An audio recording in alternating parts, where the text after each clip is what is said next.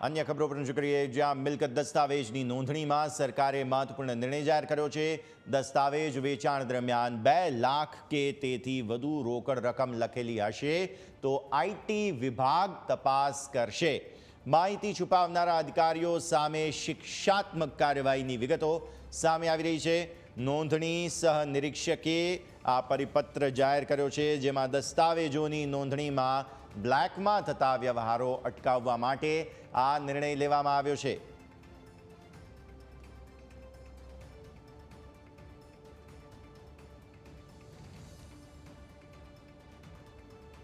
તો નોંધણી માટે થઈને મિલકત દસ્તાવેજોની નોંધણી માટે થઈને સરકારે મહત્વપૂર્ણ નિર્ણય જાહેર કર્યો છે।